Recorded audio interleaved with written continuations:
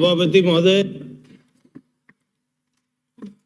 आपने मुझे चिकित्सा की मांग पर बोलने का अवसर दिया, उसके लिए आपका बहुत बहुत आभार। सभापति महोदय, विश्व में चिकित्सा की जो प्रचलित पद्धतियां हैं उनमें सबसे पहली और सबसे जो लोकप्रिय पद्धति है वो एलोपैथी अभी विश्व में व्यापक रूप से चल रही है। उसके अलावा आयुर्वेदिक पद्धति है, यूनानी पद्धति है और होम्योपैथी पद्धति है। एलोपैथी पद्धति ऐसी पद्धति है जो केमिकल पर आधारित पद्धति है, जिसमें सारी औषधियों का निर्माण केमिकल के आधार पर होता है। लेकिन जो हमारी पद्धति है आयुर्वेदिक पद्धति, वो ऐसी पद्धति है कि जिसके न कोई साइड इफेक्ट है, न उनको औषधियों को लेने से कोई दुष्प्रभाव पड़ता है और मानव जीवन लगातार सुधरता है। ये हमारी सबसे प्राचीन और विश्व की सबसे प्राचीन चिकित्सा पद्धतियों में से एक आयुर्वेदिक पद्धति है, जिसको आज हमारी दादी और नानी भी जानती है। और घरेलू नुस्खे जिनको कहते हैं वो सब आयुर्वेदिक नुस्खों के आधार पर बहुत बड़ा एक चिकित्सा का हमारा आधार बना हुआ है। एलोपैथी जो केमिकल के जिस प्रकार से उपयोग लिए जाते हैं, जिस तरह से खेतों में उर्वरक और पेस्टिसाइड का प्रयोग करते हैं, उससे हमारा उत्पादन तो बढ़ जाता है और बीमारियां भी नष्ट हो जाती है, लेकिन उनके जो साइड इफेक्ट होते हैं वो आज मानव जीवन और हमारा जो भूमि का स्वास्थ्य है वो दोनों को बर्बाद कर रहा है। और धीरे धीरे पूरा विश्व जैविक कृषि की ओर आ रहा है। उसी तरह से आज मेरा आपसे अनुरोध है कि धीरे धीरे आने वाला समय आयुर्वेद का समय है, जिसका कोई भी साइड इफेक्ट नहीं है। और वो आने वाले समय में विश्व में सबसे लोकप्रिय पद्धति अगर होगी तो वो आयुर्वेदिक होगी। आज जिस तरह से जैविक कृषि को प्रभावी रूप से बढ़ावा दिया जा रहा है पूरे विश्व में, उसी तरह से आयुर्वेदिक पद्धति को बढ़ावा दिया जाएगा। आज जो ये हमारी भारतीय पद्धति है, इस पद्धति के लिए अगर हम अपना बजट ज्यादा से ज्यादा एलोकेट करेंगे और अगर इस पर ध्यान दिया जाएगा तो विश्व में चिकित्सा जगत में आने वाले समय पे हमारा स्थान सबसे प्रमुख देशों में गिना जाएगा, ऐसा मेरा विश्वास है। आज मेरे जो व्यक्तिगत भीलवाड़ा विधानसभा क्षेत्र है, उन समस्याओं की तरफ मैं आपका ध्यान आकर्षित करना चाहता हूं। जो अलवर से पधारे माननीय सदस्य ने जो समस्या रखी थी मॉडल CHC की, वही समस्या मेरी भीलवाड़ा शहर एक अर्बन एरिया है, पूरा विधानसभा क्षेत्र अर्बन एरिया है।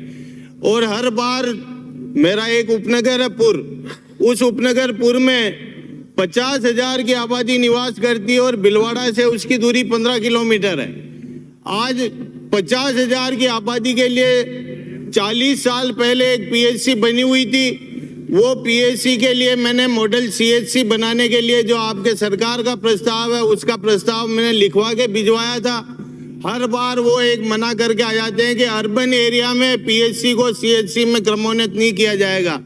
ये हर शहर की समस्या है। मंत्री महोदय, मेरा आपसे निवेदन है, अगर कानून में भी कोई बदलाव कर सकें तो करें, लेकिन हर विधानसभा क्षेत्र में जो आपने मॉडल CHC की घोषणा की है, तो हमारे विधानसभा क्षेत्र में भी उपनगर पुर को एक मॉडल CHC के रूप में क्रमोन्नत किया जाए।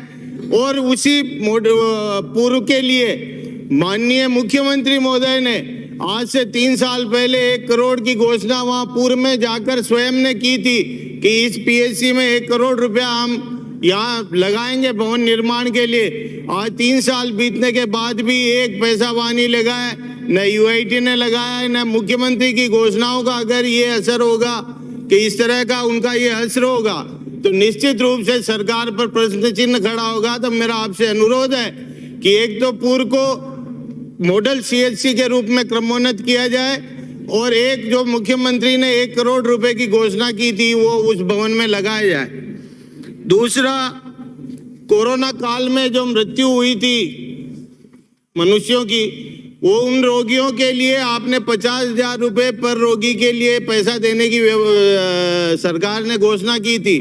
आज मेरे भीलवाड़ा शहर में सैकड़ों ऐसी एप्लीकेशन पेंडिंग पड़ी है जिनमें कोरोना काल में जिनकी मृत्यु हुई उनका पैसा आज भी बकाया चल रहा है।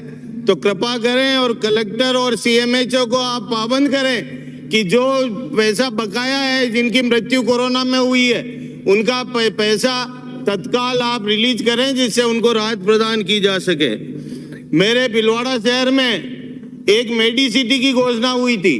उस मेडिसिटी में यूआईटी ने पूरा प्लान बनाया था और अभी सरकार की जो घोषणाओं की लिस्ट बनी है, वहाँ भीलवाड़ा शहर में सरकार की उपलब्धियों में उस मेडिसिटी को दर्शाया गया है, जबकि उस मेडिसिटी का आज तक अता पता नहीं है। जबकि सरकार ने अपनी उपलब्धियों में यह दर्शा दिया है कि मेडिसिटी बन चुकी है भीलवाड़ा में।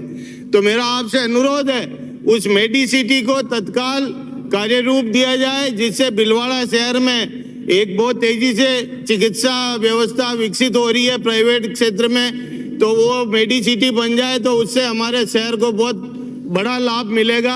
आपसे प्रार्थना है कि जितनी पीएचसी है, वो पीएचसी हमारे जिला अस्पताल पर बहुत लोड है, फर्श पर पेशेंट पड़े रहते हैं, कई बार फर्श पर उनको भर्ती करना पड़ता है।